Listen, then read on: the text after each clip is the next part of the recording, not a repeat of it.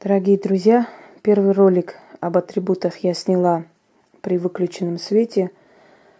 И после ритуала вы увидели фейерверк сущностей, которые были вызваны ритуалом. Сейчас хочу более подробно рассказать об атрибутах магии, потому что вы тогда насладились красотой, вот этим необычной атмосферой. И я вам уже сказала, что для меня это храм. Это храм богов, это храм духов, это храм сил, которые с рождения и до рождения мне помогают. В данный момент хочу вам показать малую часть моих атрибутов и более-менее объяснить их значение, поскольку их у меня много, и я не могу все вам показывать. Во-первых, нельзя, во-вторых, не хватит времени, сил. Вот уже 4:30, я вот только собираюсь отдохнуть, правда, я загружу еще. Давайте еще раз пройдемся, еще раз вам покажу. Это питон. Это королевский питон. Змеиная шкура испокон веков используется как снятие испуга, страха, снятие очень страшных заклятий. Змеиные шкуры снимали проклятие рода и потом закапывали вместе с определенными атрибутами, не буду называть. Это Африка, это там-там, это латиноамериканское вуду. То есть это инструмент именно латиноамериканский, хотя и в Африке тоже так встречается, но в основном используется для ритуалов, скажем, магии стран Латинской Америки. Потому что магия тоже делится на несколько, вуду, извиняюсь, делится на несколько направлений. Так, сейчас, секунду. Итак, тоже питон. Это сумка шамана. У меня еще была лягушка, тростниковая жаба, огромная такая, красного цвета. Я подарила. Правда, подарила не той, которая достойна была этого. Ну да ладно. Череп барана. Череп барана как символ упорства. Кроме того, Бафомет, он рогатый. Представляется Бафомет, он как посланник, он как сущность, которая воплощает в себе все черты божеств. То есть, почему его изображают рогатым? Во-первых, как упорство, как... Кроме того, вы знаете, что горные козлы, они могут добраться везде, во все щели, подниматься до таких высоких мест, где не добраться никакому иному животному. Это означает вездесущность. То есть они упорные и могут достигать своей цели при желании. То есть перед ними нет преград. Поэтому их изображают рогатыми. Кроме того, рогатость означает умеющий дать отпор. То есть за себя могут постоять эти силы. И за человека, который им служит. Поэтому их изображают, как правило, рогатыми. Кроме того, это ассоциируется еще с лесными богами веканского периода, и не только веканского периода, потому что лесные боги или хранители животных есть и даже в кавказской магии. В Осетии, например, есть изваяние лесного бога в лесу. Росомаха. Росомаха – непобедимый зверь. Царей называли росомахами, то есть теми, которые не имеют никаких соперников. Росомах побаивались даже медведи, потому что у росомахи нет обратного, не включается обратный ход. То есть они лишены абсолютно чувства страха, чувства самосохранения. Они, если кидаются, то все, от них не отцепишься. Поэтому с росомахой есть ритуал, который я провожу иногда и себе, и другим, для того, чтобы люди набрались смелости, храбрости. Она абсолютно замораживает чувство страха и нерешимости. Волчица. Я уже говорила, что это шаманская волчица. Ей много лет. Она почти моего возраста, можно сказать. И я вызывала ей с помощью ее черепа дух волчицы. У меня было несколько разных ритуалов. Есть даже порча с черепом волчицы. Он очень быстро сработал, очень быстро. Паук. С пауком есть определенные ритуалы. Ну, всего понемногу. Я думаю, что вы сразу и не запомните все, что я вам скажу. Главное, чтобы я вам просто объясняла. Это, как вам сказать, традиция Вуду, африканская традиция Африки, вот подсвечник под африканскую вот сделано. Но это современные, конечно. Значит, травы определенные, то есть не все, которые можно назвать, но, по крайней мере, здесь вот вы видите, травы очень неотъемлемая часть магии, поскольку травы – это энергия Земли, их обкуривает, и с помощью вот энергии трав привлекают определенные силы или гонят определенные силы. У трав есть очень сильные способности, очень сильные качества, и приписанные им, и природные, и с добавками чего-то они создают определенную атмосферу. В общем, о травах это долгий вопрос, потом поговорим.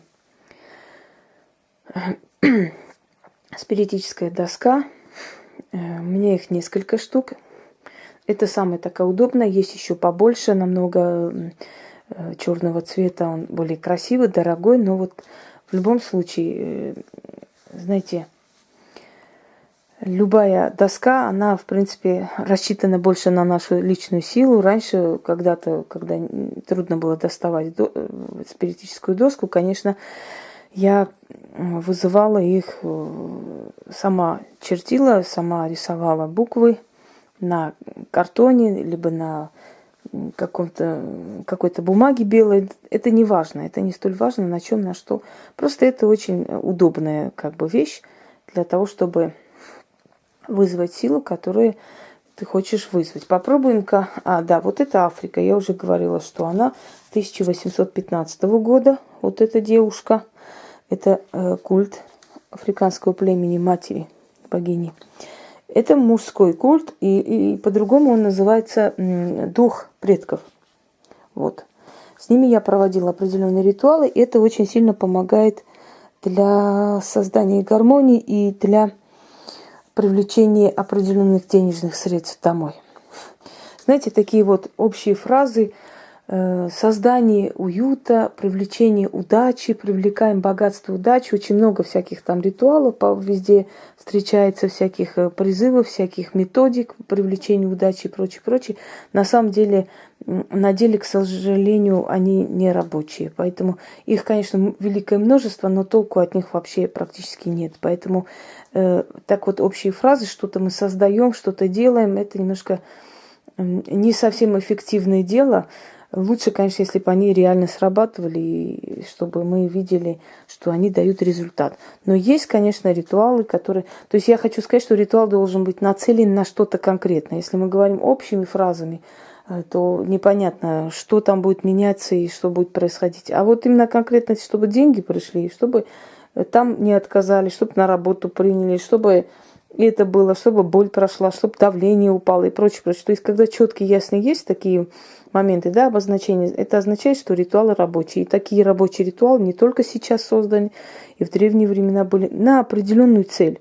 Вот как там бабки говорили, да, зуб, там болезнь заговорить, или когда ребенок там недержание мочи было, заговорить, значит, ангину заговорить. То есть они четко, ясно ставили цель. Заговорить вот это. Они не говорили корректировка судьбы, там, не знаю, очищение кармы, не знаю, чего-то еще. Они просто чисто конкретно говорили четко, какая цель, и они этой цели достигали. Вот это и есть рабочие моменты, да.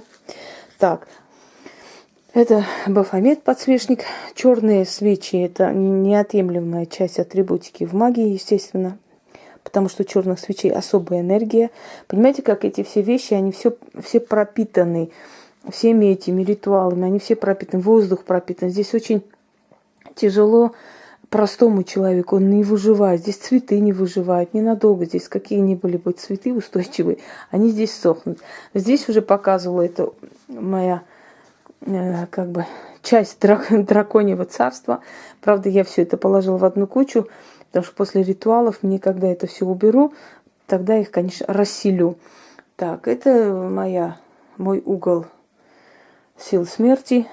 обожаю силы смерти, и с ними очень часто контактирую, очень часто работаю, очень часто к ним обращаюсь. Я просто очень люблю силы смерти. Я со смертью дружу, и она со мной дружит. Скажем так, смерти бояться нечего. Смерть – это не страшная вещь, ее изображать какой-то злой, ужасный, страшный. На самом деле это очень добродушная сила природы, которая забирает человека, когда человеку плохо, когда человеку больно, когда качество жизни человека абсолютно не годится.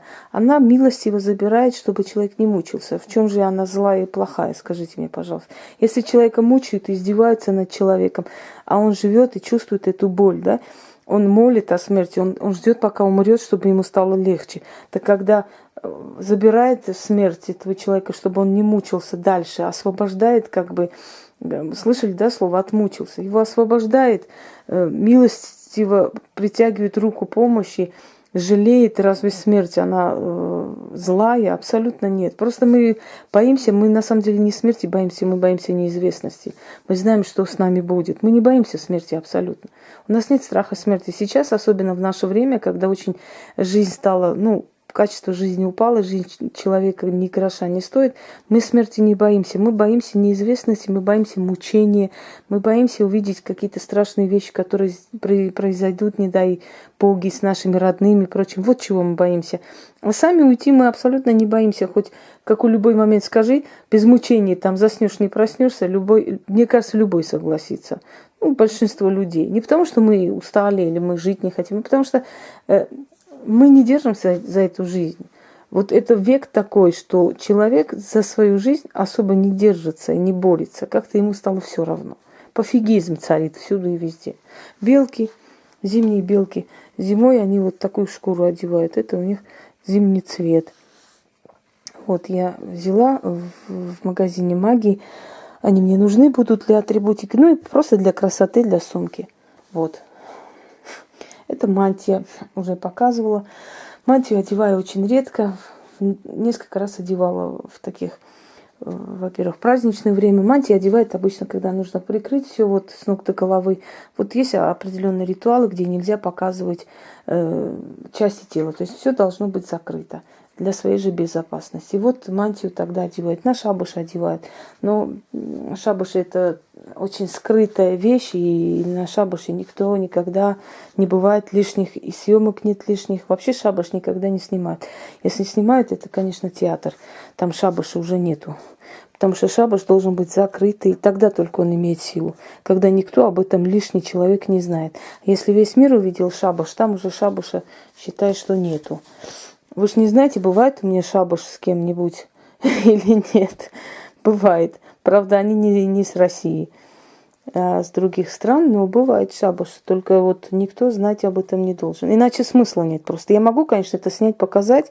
Это будет интересно, это соберет лайки, это соберет зрителей, это будет очень хорошо, классно, но толку не будет от того, что я провела, что я попросила, ничего не сбудется, не получится, потому что тогда уже это таинство будет нарушено, все, больше не о чем будет говорить. Итак, люблю кованые ножи, поскольку в них есть сила кузнецов, поскольку они натуральны, поскольку они ручная работа, и руками передается энергия человека. Это куклы Вуду, то есть это просто так пример куклы Вуду, но готовых. Это кости животных, птиц. Готовые можно купить, правда. Знаете как, имеют они силу или нет, меня иногда спрашивают. А вот имеют силу вот эти заговоры, а имеют силу вот те заговоры. Дорогие друзья, у мастера даже палка стреляет. Понимаете? Даже можно послать далеко, и это тоже будет заговор, заклинание, страшное проклятие. И человек пойдет и расшибет себе бошку. Хотя там ты ничего не сказала, да? Ты просто сказал, пошел бы ты. Вот. Так что сила в руках сильного человека и заклинание в руках сильного человека становится силой. Черные зеркала. Агат, вот сова из агата. Есть у меня несколько черных зеркал, уже говорила. Вот, видите? Вот он. Черное зеркало забирает очень много энергии, поэтому с ним нелегко и не часто нужно трогать зеркала. Ступка, каменная ступка есть, другая, есть железная, чугун. Ой, елки. несколько чугунных таких, есть средний, есть. Это самое большое, оно очень дорогое, мне подарила Настя, ее зовут. Вот она мне подарила в знак благодарности, потому что я вылечила ее ребенка.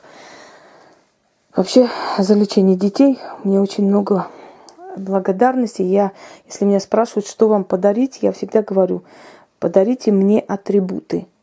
Вот то, что я скажу, то и подарите. Давайте мы вам украшения. Я говорю, нет, украшения я сама себе могу купить, если хочу. Ну, правда, и украшения бывают. Но в любом случае, украшения мне не нужно. Подарите мне атрибуты. Понимаете? Потому что я фанатик своей работы. И, видимо, невидимо, а наверняка духи видят это, и это ценится. Именно поэтому люди, которые действительно работают, у них есть и уровень, и сила, и со временем они еще сильнее и сильнее становятся. Так, Филин и Ворон. Так вот, что касаемо сил смерти, чтобы вы не были ошарашены, еще раз скажу, что силы смерти, они очень поддаются, понимаете, как они любят помогать, если ты к ним с уважением. Силы смерти дают очень много. Сила смерти мне дала очень много. Я очень благодарна этой силе. Она моя охрана. И я просила у смерти, чего только я не просила. Я просила видение у смерти. Я как-нибудь покажу эти ритуалы.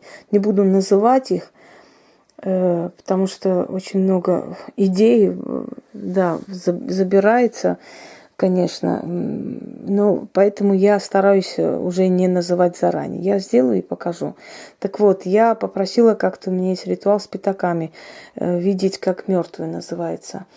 Эти пятаки ложат на глаза умершего человека, потом ты заговариваешь и ложишь себе на глаза время от времени. Ясновидение начинает опять усиливаться. Оно никогда не слабеет, собственно говоря. Просто ты меньше тратишь энергии для того, чтобы просмотреть. Ну, посмотрите вот недавнее наше ясновидение, да, смотрю сквозь стены. Там увидите, насколько мертвые мне помогает видеть очень многое. Конечно, те, у которых этого нету, они в жизни своей не могут называться практиками, это нереальная вещь, этого не может быть. Дорогие друзья, когда вам говорят, что ясновидение не столь важно и важная помощь, вы, значит, давайте так, задайте себе логический вопрос. Помощь, да, ведьмы, колдуна, человека, практика и помощь врача – это практически одно и то же, можно сказать. Это лечение. Там лечение тела, здесь лечение души, иногда и тела. Так вот, приходите вы к врачу и говорите, я болею. Врач говорит, я не могу видеть твои болезни, я не обязан видеть твои болезни. Я серьезно говорю, без иронии. Я не обязан твои болезни видеть, я только лечу, я врач, я кандидат наук, я не знаю, там доктор, я профессор и прочее. Поэтому я лечить не обязан. Я только, то есть я видеть не обязан болезни, я только лечу.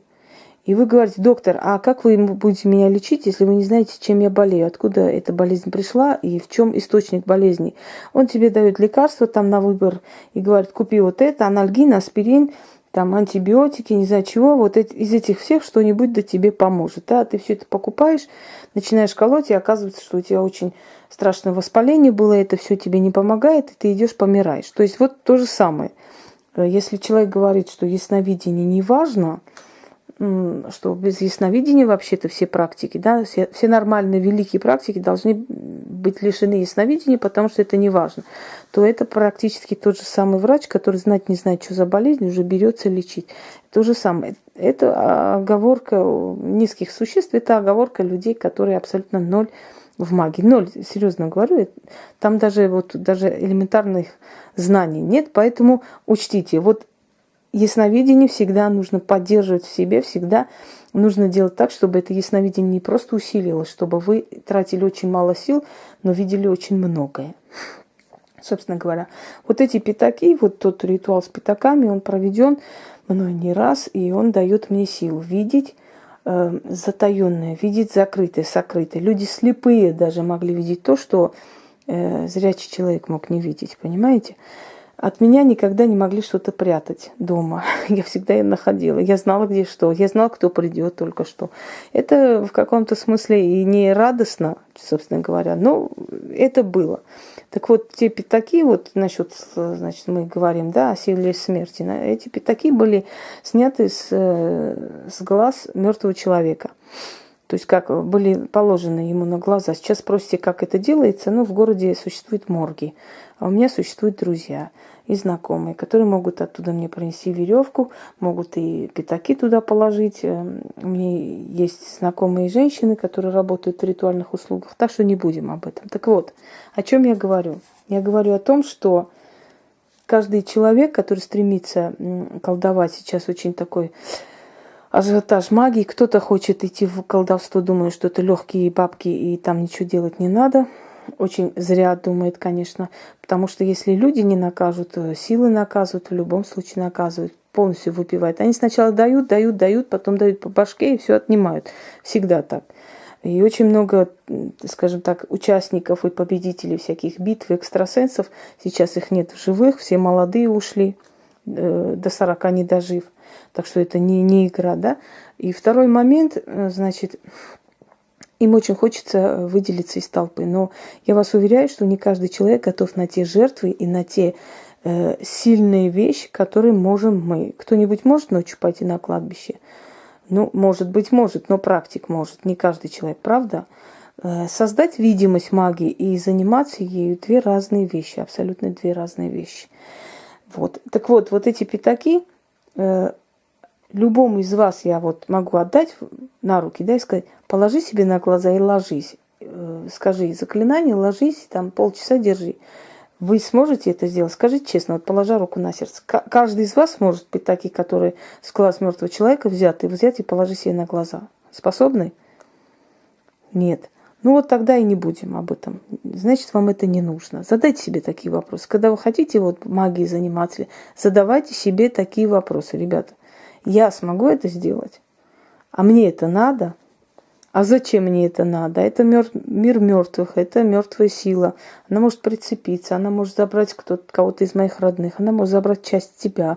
Ты можешь в аварию попасть, лишиться ноги и лежать всю жизнь. Все что угодно может быть. Да? Ты же призываешь силы, которые потусторонние, так что они опасны.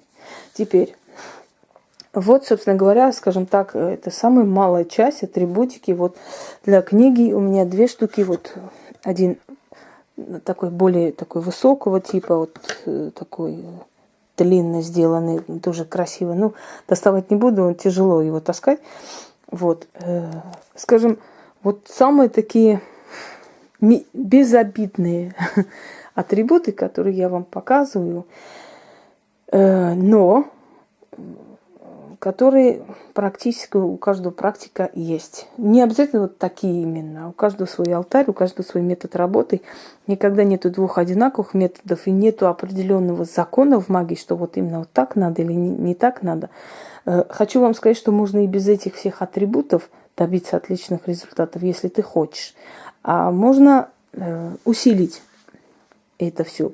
Кроме того, атрибуты помогают нам потратить меньше энергии. Мы мало энергии тратим, но отдача большая, понимаете? От нас не берут столько, потому что атрибуты уже так пропитаны всей этой энергетикой, которая здесь присутствует, что, собственно говоря, они нам как бы помогают, настраивают нас. Вот так лучше звучит. Ну, моих богов вы видели, их больше и больше с каждым днем.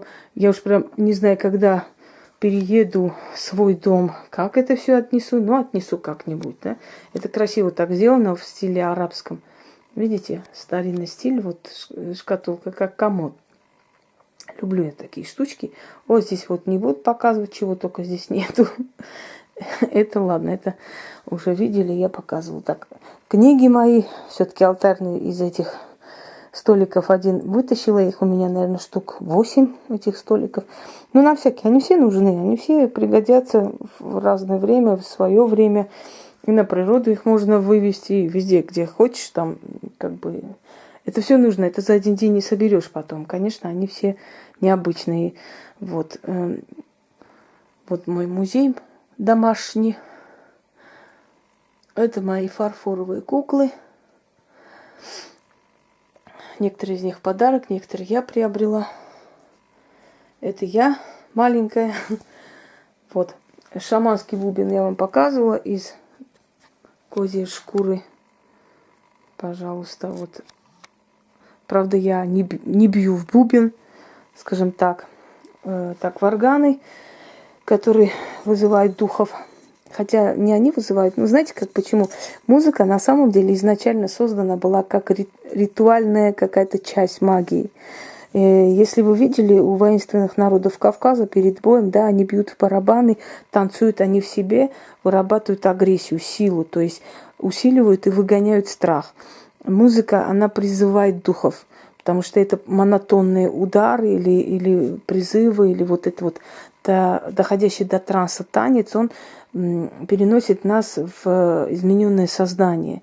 Измененное сознание что означает? Давайте я вам объясню. Когда душа человека, сущность, чуть-чуть поднимается над телом. И если вы поднимаетесь над телом, то есть вы становитесь уже частью того потустороннего мира. Правильно?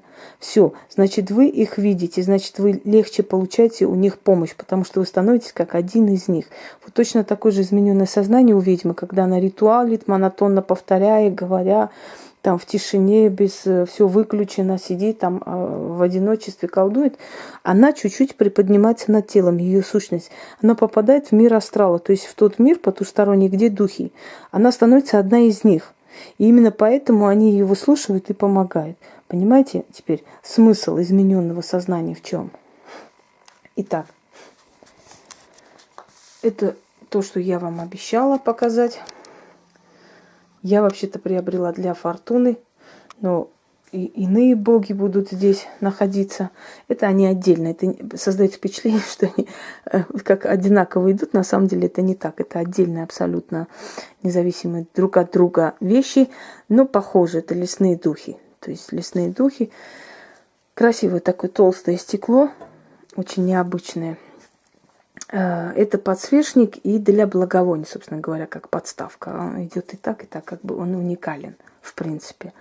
Вот, собственно говоря, поскольку сейчас уже заканчивается память здесь, и потом разделится на несколько роликов, я пока рассказываю вот столько, мне кажется, столько достаточно на сегодня. Впечатление у вас и так будет от прошлого ролика, который загрузится скоро, потому что там сущностей очень много, целое море сущностей, и я думаю, что вам стресса и так достаточно. Всем удачи и всех благ.